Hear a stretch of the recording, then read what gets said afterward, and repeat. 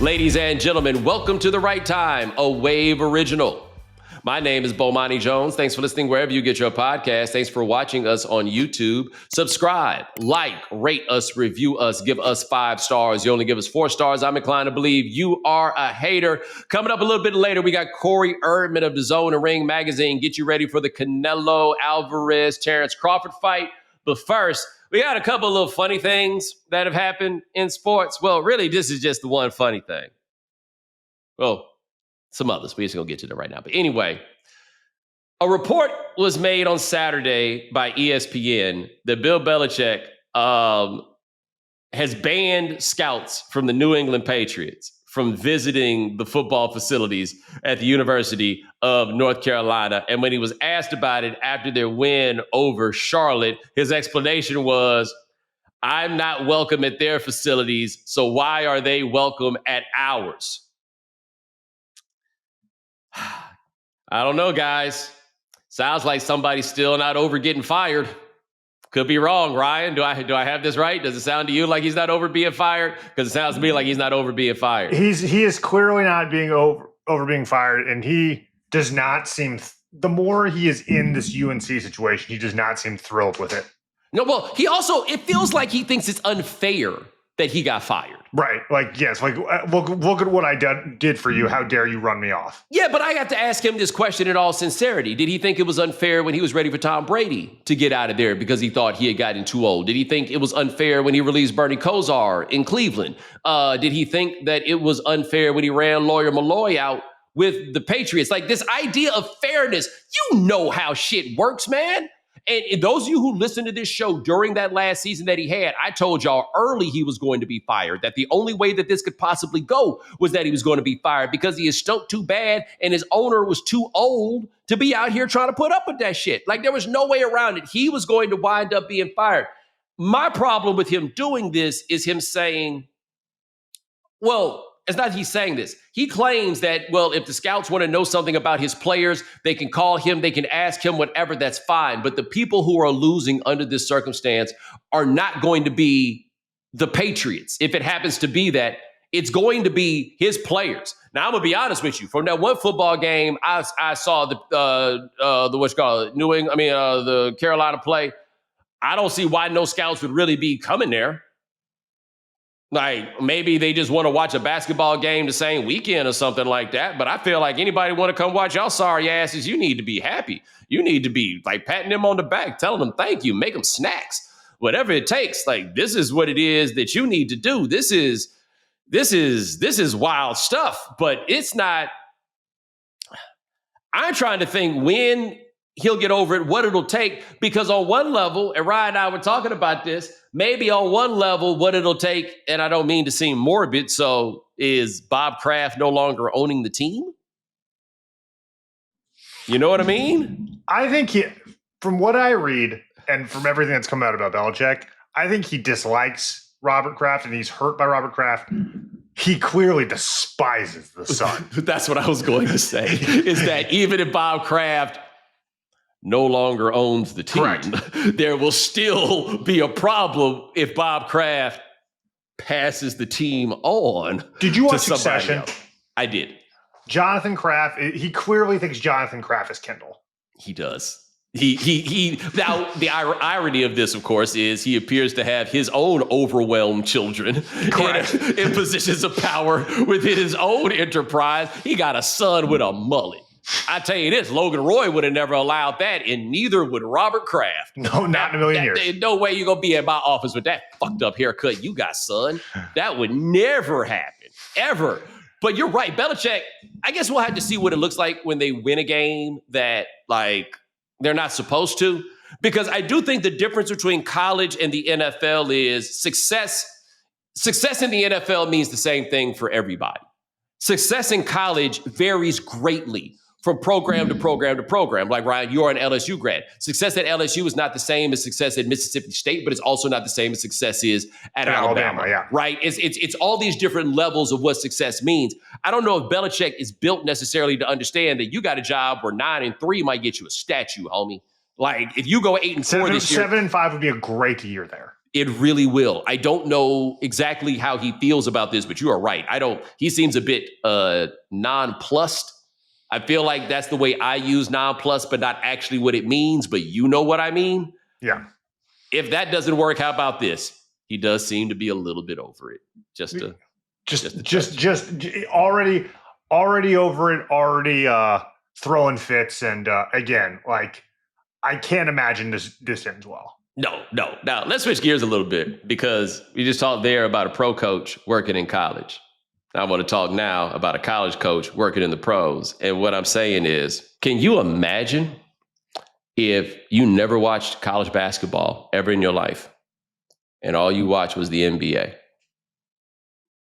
Can you imagine turning on your TV and somebody told you that Billy Donovan was going into the Hall of Fame?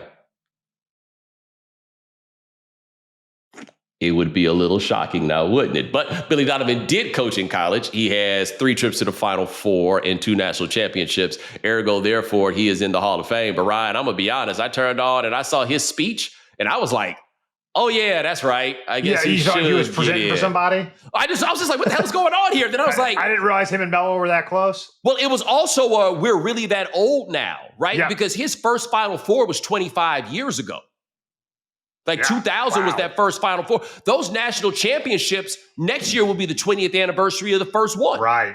Yeah. I was like, damn, this has really happened to us. But yeah, I looked up and saw it and I was like, oh, well, yeah, I guess, yeah, that would check out. But 2 things from that Hall of Fame ceremony that I want to talk about. Number 1, shout out to Dwight Howard. He said it, or somebody asked him about it, and he said that the most heartbreaking thing ever to him was that he was not on the top 75 all-time list of the NBA. And that is the most indefensible decision of that entire list, especially since it was 76. They had a tie. To not put Dwight Howard on that top 75 list was absolutely absurd. And look, I understand this. Injuries got him. He had the back injury, and then the latter part of his career took some of the shine off the front half of his career. However, he is the best player on a team that made the NBA Finals, and he made the Orlando Magic a contender for the NBA Finals every year simply because he was there. He was a force of nature while also being quite undersized for his position. He was that guy. He was an actual, factual, real deal superstar at a time where there really weren't that many of those guys where you said, we got a chance to win a title because that guy's on the team. And that was the kind of thing that you could say about Dwight Howard when he was 22 or 23 years old. Yes, they had some very particular matchups that let him do it, but Dwight Howard got to the NBA Finals on a team whose second best player was Hedo Turkoglu, and along the way sent the best version of LeBron James maybe packing. And when I say the best version, I think LeBron was a better player in Miami, but the 2009 playoff version of LeBron James, it seemed absolutely unreal. I don't know of anything that I have seen in the postseason that ever looked like that, and Dwight and them boys sent them home. You bring up, talk about Dwight Howard being undersized. LeBron's bigger than Dwight Howard. Yes. They're closer to the same height, and he is certainly wider. Yeah, well, that is a testament to the greatness of LeBron James, right? Of course. Let's put that there. But for Dwight, some of this of his own doing, like he'll never overcome what happened when Stan called him a liar and then walked away so that Dwight could come up and lie in front of everybody. Or he started the lying before then. Episode. Yeah, you know what though? I appreciate about both of them that clearly they're like, Levitar used to tell me about this. Like, no, Stan and Dwight are friends. Like, they got it back together.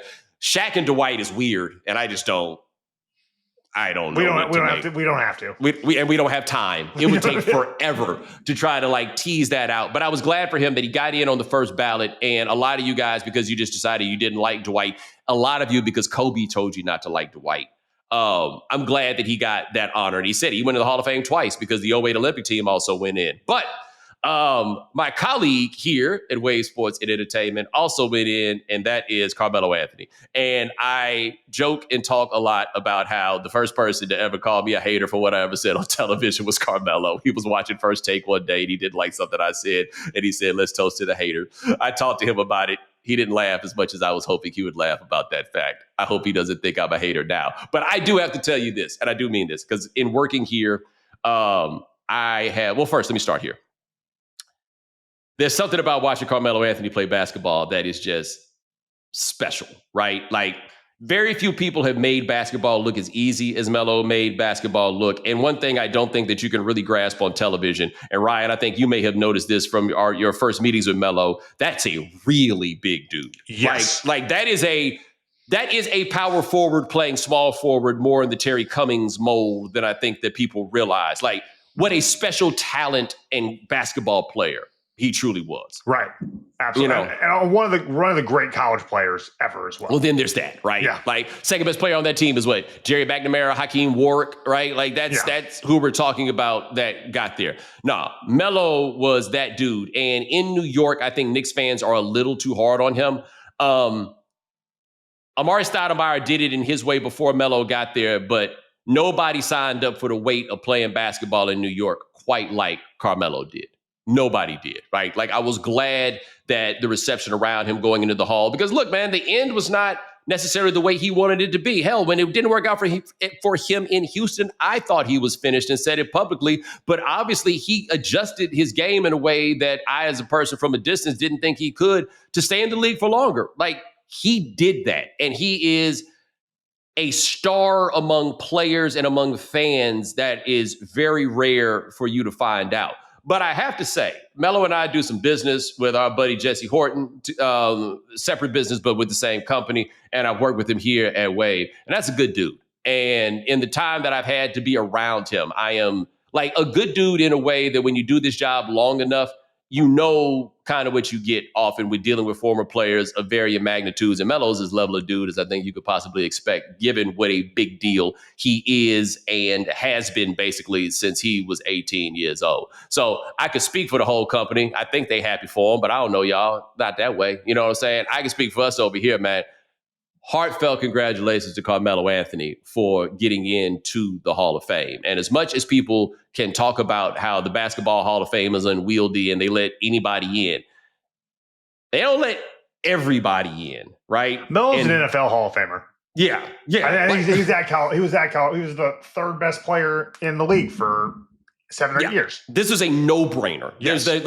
There was no doubt when you looked at that list of people who were going into Hall of Fame, who was the person that was going to talk last, right? There was no question who that person was going to be. And it was Carmelo. So congratulations to him. Shout out to him. Catch up with them. I guess I'll do this season's appearance on 7 p.m. in Brooklyn if they'll have me back. But wanted to throw that out there. And now join us in getting ready for the big boxing match this weekend with my good buddy Corey Erdman. All right, joining us now, check him out. He's a commentator for DAZN. He is also a writer for Ring Magazine and also had a big role in a little show that we like to call Bomani Jones around here. Corey Erdman, it is wonderful to see you. How are you, man? I'm good, and it is, and will forever be weird that we don't wake up and do this every single morning. Dude, I guess it's been so long now. It's been 15 years since we started the show, right? So we're at a place where there's a whole lot of people here who don't know what we're talking about. And bad news for them, we don't do the show for you. Like,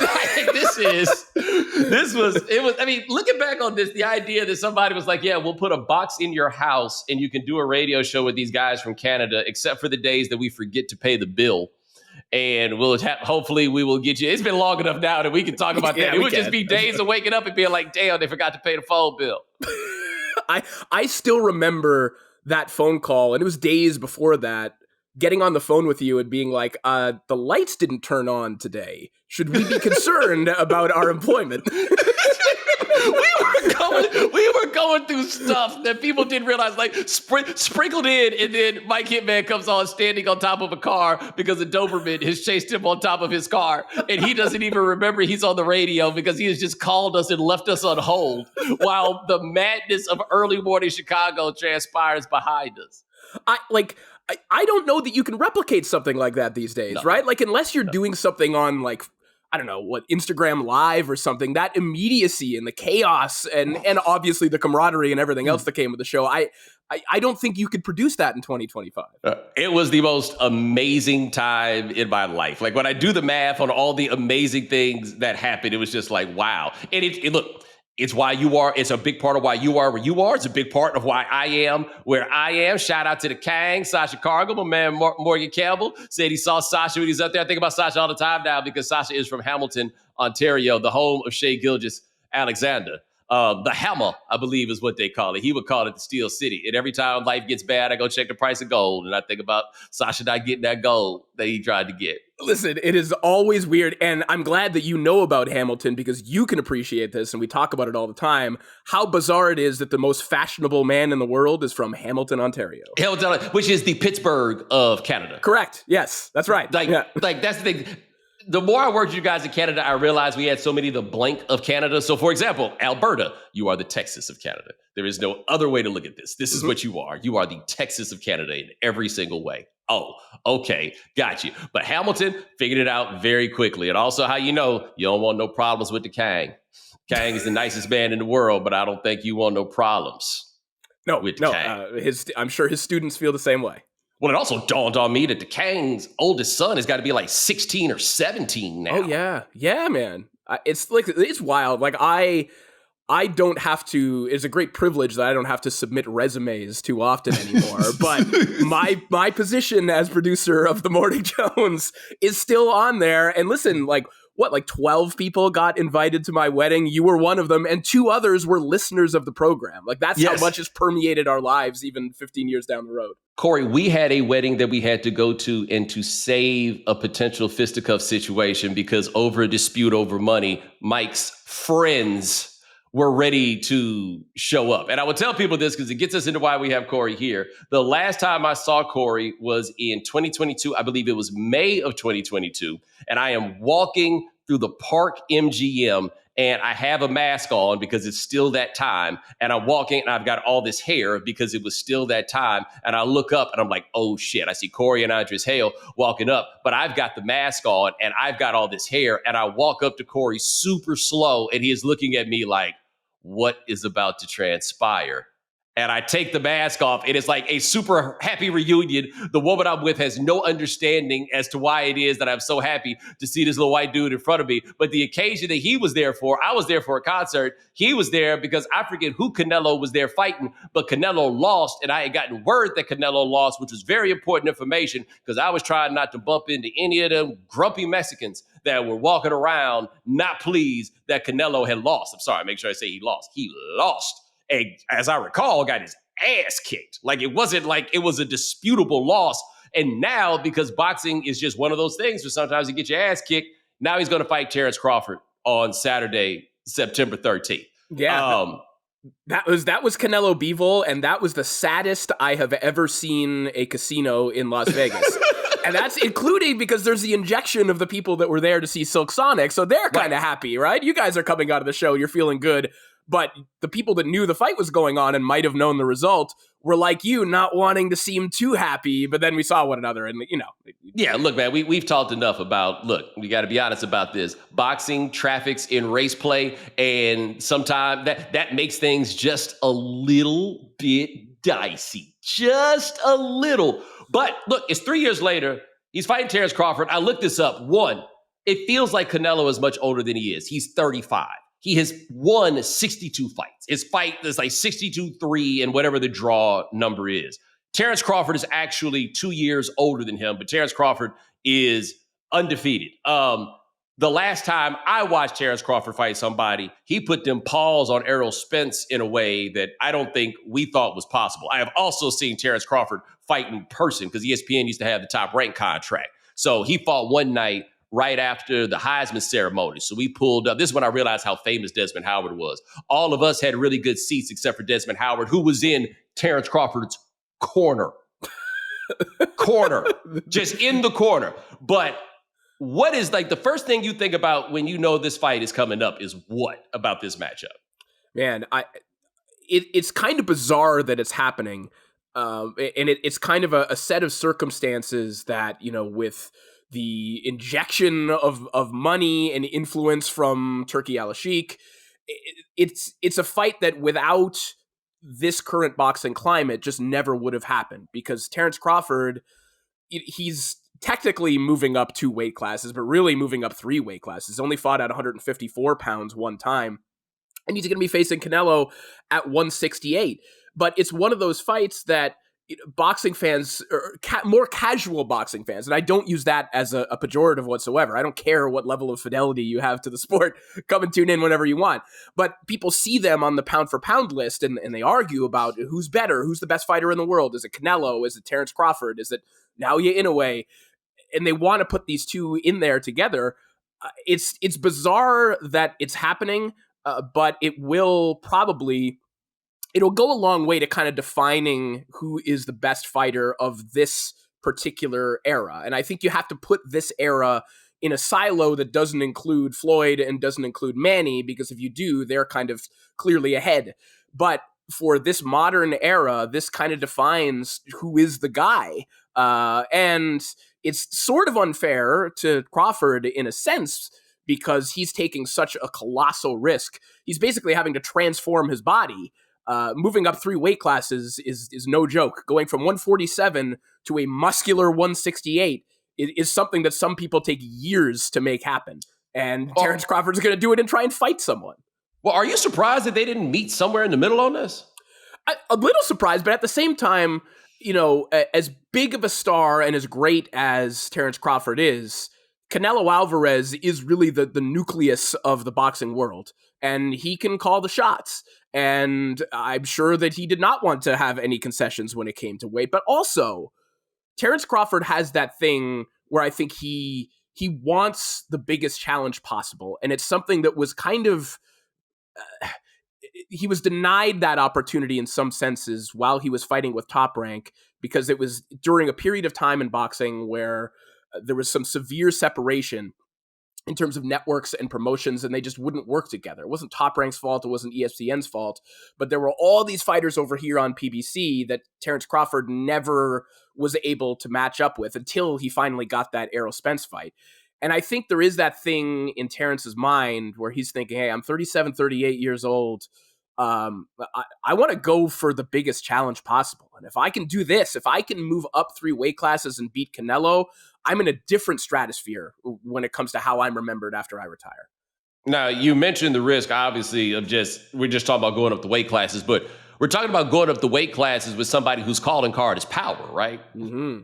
Exactly, yeah. And that's what makes this a really fascinating style matchup as well. If the fight starts and Canelo isn't immediately physically overwhelming to Crawford, it becomes really interesting, because Canelo's calling card these days is more power. The younger version of Canelo was a lot more mobile. The version we saw at 154, 160, the version we've seen at 168 and during his dalliances at light heavyweight is a lot more judicious with his punch output. He can kind of nonchalantly walk forward, pick shots off, and then throw power shots, and everything he throws is heavy and everything he throws is meaningful. The question is whether that approach can work against Crawford, who is going to be more nimble, he's going to be more mobile, and I don't know that the level of nonchalance that Canelo has been able to have in recent fights, I don't know if that works against someone who's as intelligent and as mobile as Crawford. So we're going to have to see a version of Canelo that we haven't seen in at least a couple fights. So how does the power game work for a guy like Crawford going up in the fight, like his own power? Because I'm talking about this at first in the context of, okay, now you're dealing with somebody with heavy hands and now you're going up to that fight. But I'm trying to think like to myself, like, for example, and I'm not nearly as versed in this as you, obviously, but like I think of when Roy Jones went up to fight as heavyweight. None of us were expecting Roy Jones to knock John Ruiz out, even though we had watched him knock out just about every light heavyweight and cruiserweight that had been ahead of him. So what is the power translation for a guy like Crawford going up?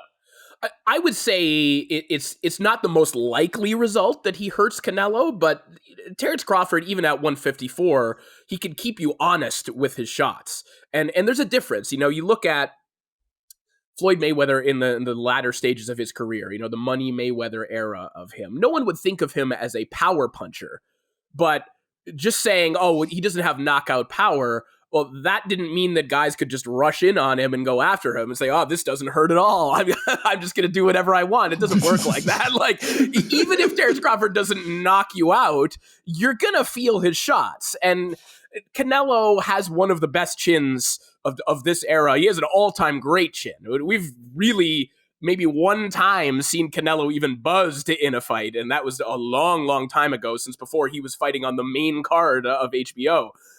So I would say it's probably unlikely that we see Crawford hurt Canelo, but that doesn't mean that he can't get Canelo's respect with his power.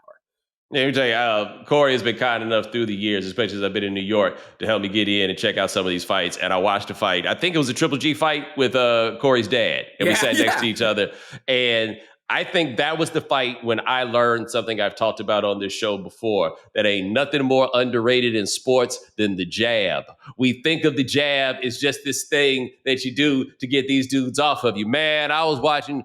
It was that fight with the dude that had the bullet in his spine. That was the fight before the Triple G fight, right? It was some dude with a bullet in his spine, and they couldn't do the requisite CAT scan on him because they were afraid the bullet would start moving and he would get paralyzed. And the theme of this fight night was Kazakhstan defeats African Americans. This dude with the bullet in his spine was getting his ass kicked by whoever the next Kazakh great was supposed to be. And then Triple G went up and hit some dude with a body punch uppercut to knock him out against the ropes. And I was like, we are really underselling how hard these cats are hitting. But I was watching those jabs and I was like, oh, we got to change the way we think about all of this, right? Like, even a Floyd Mayweather, it's kind of like trying to hoop against somebody that's in the NBA, but they only average 17 points a game. They gonna get for 50 hooping against you. Listen, any fighter that you see on TV, if you don't know how to fight and they hit you with a jab, that is the end of your work week at minimum. Listen, I don't advocate for street fighting, but I will say, if you ever had to get into a street fight, if you could just learn to throw a correct jab, you will get yourself out of a lot of problems. No, I told you about that time when Calvin Brock was fighting. I went and covered his camp in California, Pennsylvania, and I walked in there, and it was a dude. This is why I love working with you, because you knew who all the boxers were. David Cadieux. He was a French-Canadian heavyweight, and I walked in, and he was hitting that heavy bag, and brother, I was listening to that chain shake, and I was like, oh, man. I have drastically misunderstood the magnitude of what's going on in these boxing matches. Like these cats are throwing. And so then when you start talking about somebody like Canelo at 168, and it's even when he was fighting at lower weights than that, he's one of the few guys that, to me, when I would look at guys fighting in those weight classes and I'm looking at how built they are, he looked big at 154. Yeah, he's always been stocky and well built. His frame has moved up perfectly every step of the way. And at 168, he's very, very comfortable now. He's been there for a couple of years now. And again, even flirted with 175 pounds. So 168 for Canelo is wound tight and in perfect condition at this point. And his power has built over the years. And he's evolved from a guy that I think at one point wanted to be seen as more of a defensive wizard, was kind of taking some tactics that he learned from Floyd in that loss that he took against him, was a little bit more of a back foot fighter at a certain point, and now has kind of blended it into this perfect fusion of the guy that's moving forward, which is always pleasing for the fans, and it's pleasing to the judges too, because they see you forcing the fight, and that goes a long way on the scorecards. But he's able to defend while moving forward, which is one of the most difficult things you can do. It's a lot easier to defend while you're moving backwards. When you're moving forwards and you're thinking offensively and trying to pick shots off or slip them, it's an unbelievably difficult combination of skills to put together. Now, this is a broader question than just the fights, and we may get back to like fight stuff, but this is a question I wanted to ask because I think those of us who observe it from a distance can notice this. I think as Americans, we lose sight of a lot of things about the world. And one of the things about the world that I think we lose sight of is that Mexico has nearly 150 million people. Like, this is Mexican Independence Day fight. Floyd used to love to fight on this weekend and Cinco de Mayo because he was a troll, but also because there are 150 people just in Mexico itself before we start talking about Mexicans in the United States. Speaking in the economics of fighting, like, how important is somebody like Canelo Alvarez? I mean, listen, he is... So I'll introduce a topic that maybe we'll get into also, but the boxing version of Jordan versus LeBron, the GOAT debate that you could just bring up anytime. It's not actually who's the greatest boxer of all time, because most people agree that Sugar Ray Robinson is. It's tough to argue against it. The argument that you can have ad nauseum is who's the greatest Mexican boxer of all time. And you could put Canelo in that conversation. You could put Julio Cesar Chavez in that conversation. Some people like Mike Tyson think that it's Salvador Sanchez.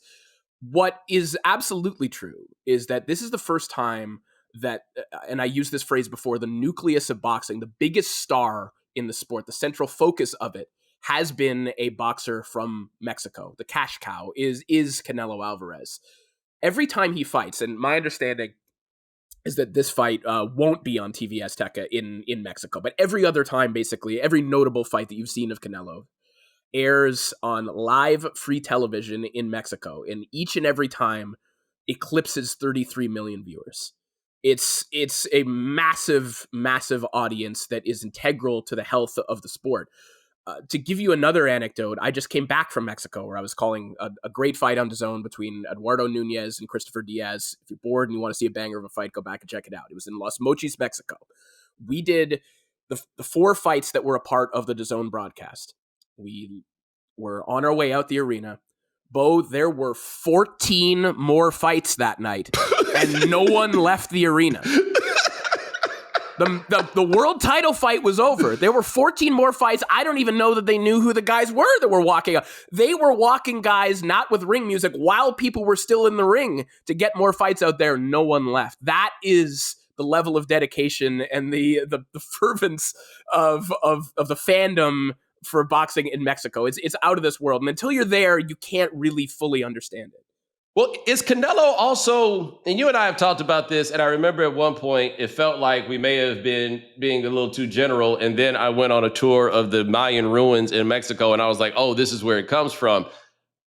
Our Mexican brothers and sisters, as much as they like people who win fights, they also really like people who take punishment. Like the idea of the Mayan idea was you pay homage to the gods with blood, right? Your own blood. Like that is the sacrifice.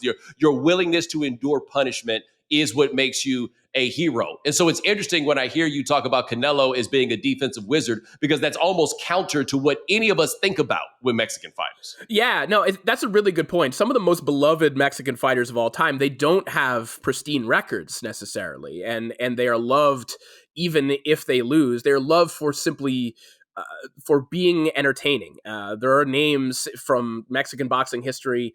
A guy like Jorge Arce is on the Hall of Fame ballot, may or may not get into the Hall of Fame, but there was a 5-year period where he was one of the 3 most popular fighters in the country, and it's because he bled, he took punishment, came to the ring on a horse with a lollipop. There were like the theatrics and the machismo of it just appealed to the audience, and I think Canelo, he talks the right way, and he delivers fantastic knockouts every once in a while too. And again, like I said, this new version of Canelo, you see him moving forward, and sometimes just even being the nominal aggressor, the guy who is on the front foot chasing after someone, sends the right message to the audience, and that I think has helped, especially in this portion of his career, to further boost his popularity. You know, as I hear this, I now think that maybe the infamous Julio Cesar Chavez Meldrick Taylor fight was the perfect fight for a Mexican fighter. Get your ass kicked and somehow win. You get it all at one time. That's precisely. Yeah, exactly. I need to go back and watch that fight because I just remember at the time people talking about it. How could this possibly happen? And now that I know more about the world, the idea that it could be 2 seconds left in the fight. Never mind. We've had enough. What? Like, can you imagine in this conspiratorial era that we have right now if that would have happened? Dude, if that fight happened, like if that happens, if Terence Crawford does that and gets stopped by Canelo in that fashion, let's say on Saturday night, your timeline will be filled with conspiracies for the next several months. All right, we're talking to Corey Erdman. Coming up next, we're going to talk some more about fights, but some of them that don't actually count right here on The Right Time. All right, we are back with Corey Erdman of DAZN and Ring Magazine, talking some boxing, and we are in the season of the exhibition fight. If I am not mistaken, was it your wedding day when Floyd fought Conor McGregor? Yes, it was. However, that was not an exhibition fight. So Wow, that is so crazy. But it was a so real wild. sanctioned boxing match. It was so wild because Corey invited me to his wedding, but it was a little bit late and it was on my birthday. And so I couldn't quite make it. But then what I wanted to do fell through. And so I was stuck watching that travesty, just mortified at the idea that people were taking this seriously. And then we go from there. We are in the Jake Paul era, which has its own quirks and things that come with that. We have got, what is it? Is he going to fight Gervonta Davis? Yeah, I think Tank is the Davis, next one. Speaking of two guys who are absolutely not anywhere near the same weight class, and they're going to have this fight. Who's Mike Tyson going to fight? Fighting Floyd Mayweather. Yeah, that is it. What is your read on all of this? Because one thing you and I talked about before the show that has to be remembered is wild exhibition fights are not new, but they do feel very much of this time in a way that is not quite positive. Yeah, they are extremely trendy right now, but they are absolutely not new. And in fact, like if you go back to kind of like the 1900s, so let's say like the beginning of Queensberry rules boxing, Jack Johnson, for example, fought mostly exhibitions, right? Like there was a period of time where fighters basically would travel from town to town doing these exhibitions where they would fight all comers at the circus or whatever, and then would have the real fights at some point. And there have been all of your favorites. I shouldn't say all, but many of your favorites have had exhibition fights through the years. Muhammad Ali fought Lyle Alzado. He fought Bertie Semenko, the hockey enforcer. George Foreman fought 5 men in one day. People have fought bears before. Like this is a trend that has always been there in boxing, but it is particularly popular in a economy that values virality above all else. And when you go back to the genesis of Jake Paul's boxing career, I remember him putting out a video where he kind of had this hit list, like a wish list of fighters that he wanted to face. And the names on there, many of them he did wind up getting in the ring with him. But when you look back, what he had correctly identified, and which was really obvious that other people didn't find out, he just figured out who the people who would pop the algorithm the most would be. Who were the most popular fighters online? Not necessarily the people who would be either the most dangerous to him or anything else. It was the people that would sell the most tickets and get the most eyeballs. And Tank Davis is one of them. Gervonta Davis is one of those boxers, and there's a handful of them that crosses over outside of the sport. There are people that watch Gervonta Davis fights that don't watch much else except for these like big major productions, something like a Canelo Crawford. And so to get him in the ring is a guaranteed financial blockbuster. So regardless of what the fight winds up looking like, it's an incredibly wise financial maneuver for Jake. All right, first question. What is it about Davis that makes him cross over? I think that he has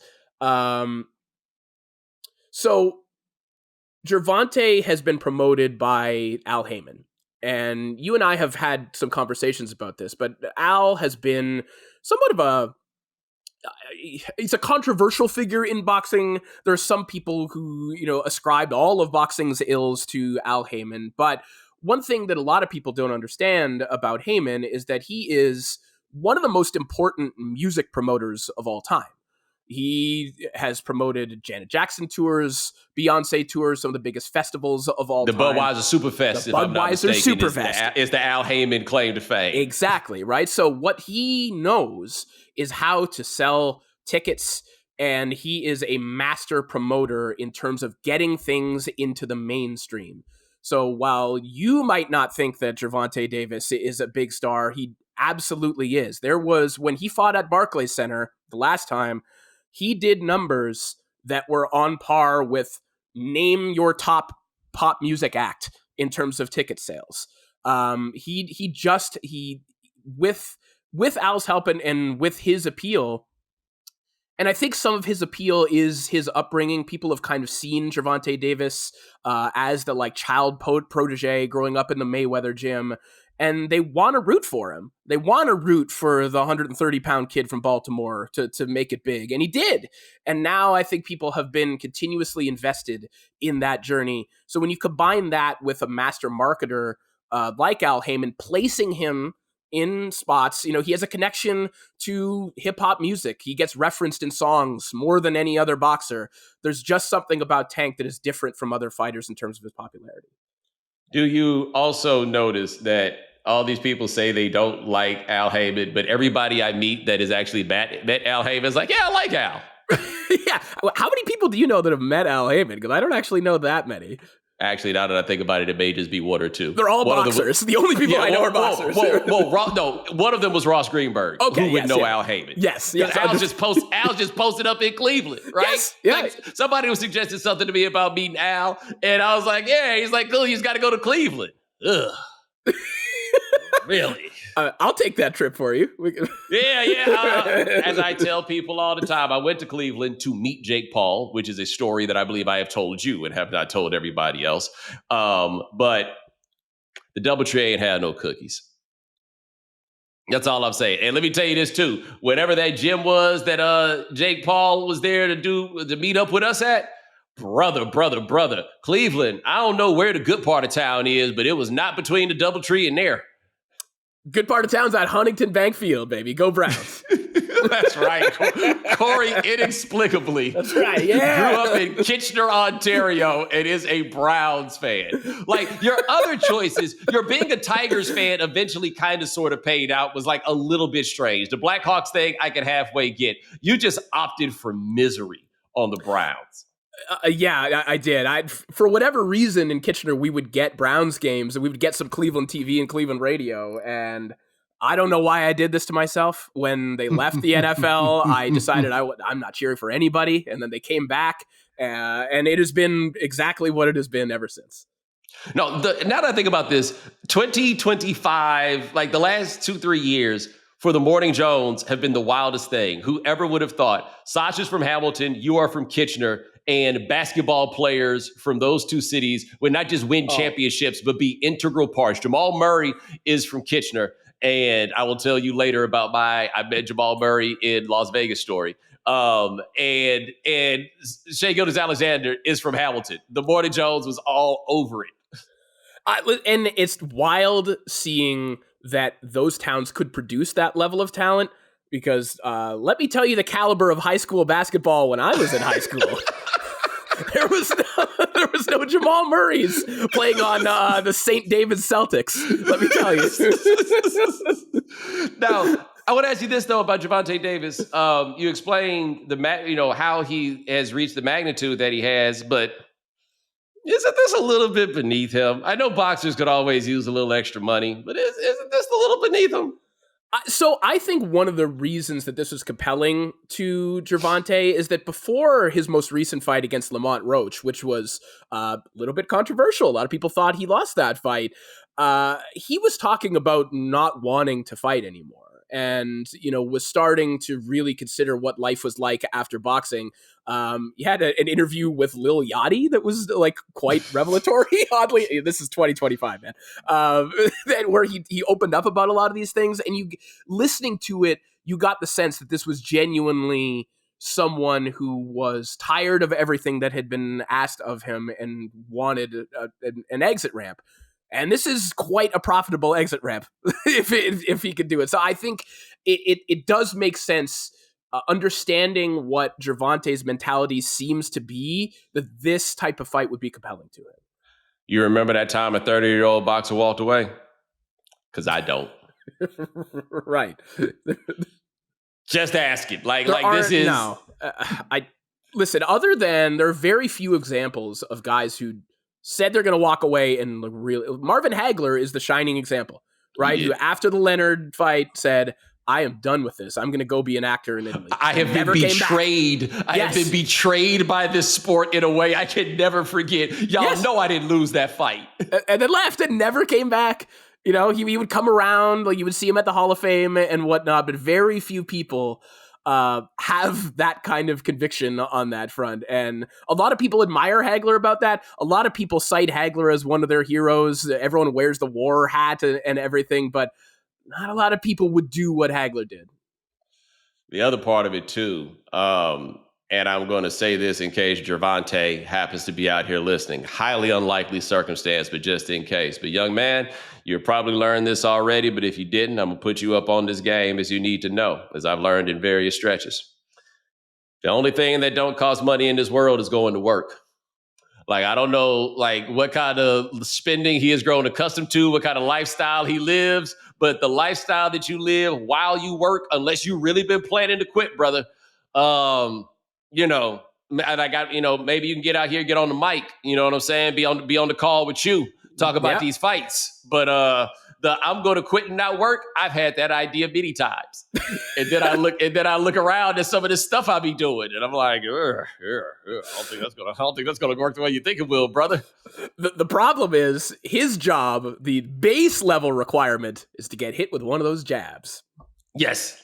That is a great point. That is. I just can't imagine the idea. And I think I told you when I did that story on Calvin Brock, and I met his guy, Yankello, I think his name, Tom Yankello. Yeah.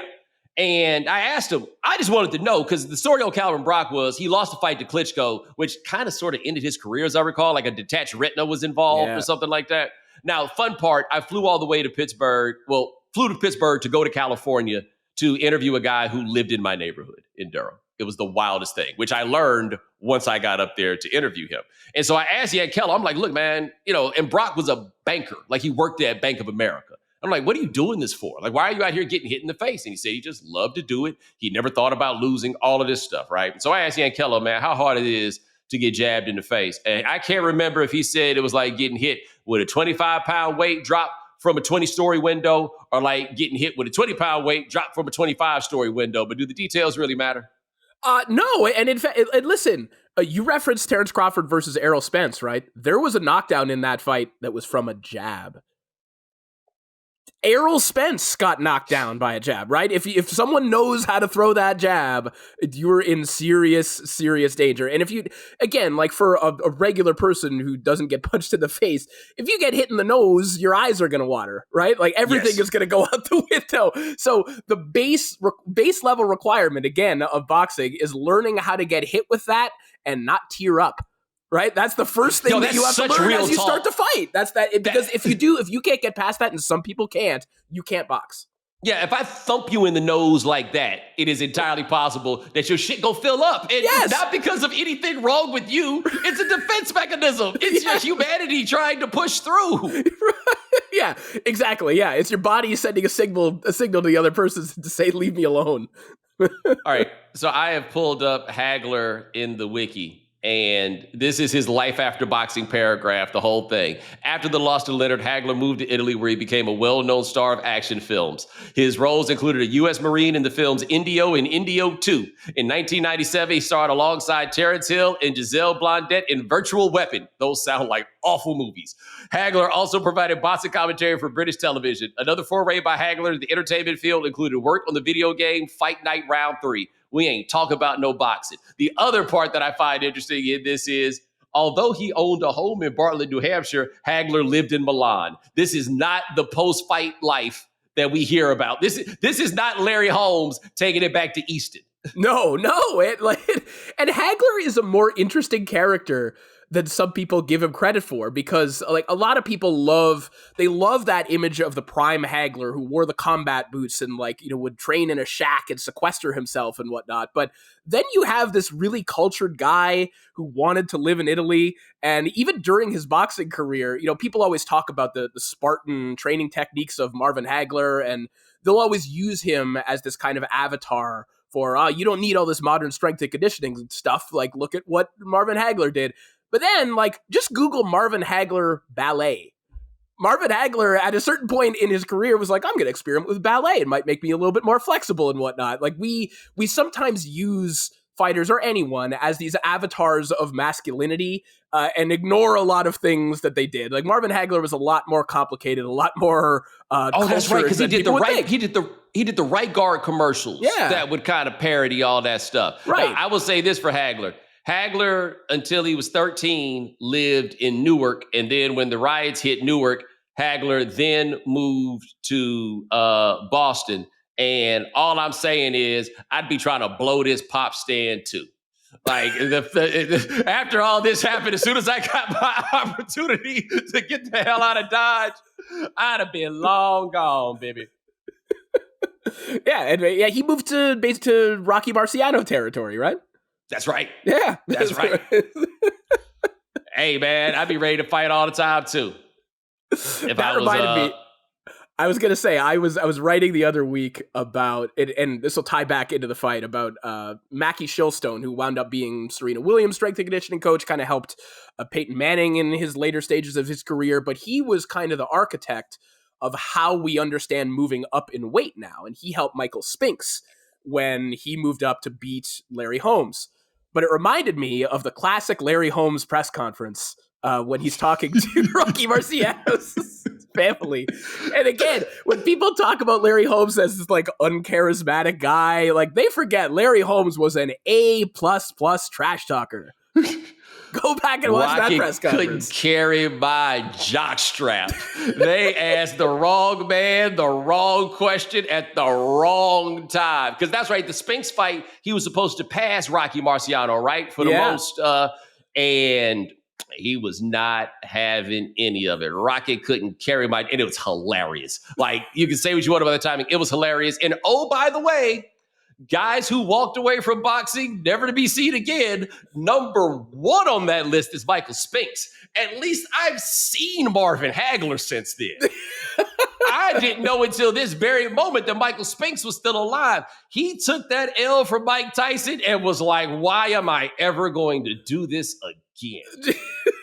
Oh, yeah, he got out of here real quick. And again, the way that it ended for Spinks, moving up to heavyweight, they're getting knocked out by Mike Tyson. People forget he is one of the greatest light heavyweights of all time. This is an all-time great fighter, a bad man, but that's a clip that he's never going to be able to escape.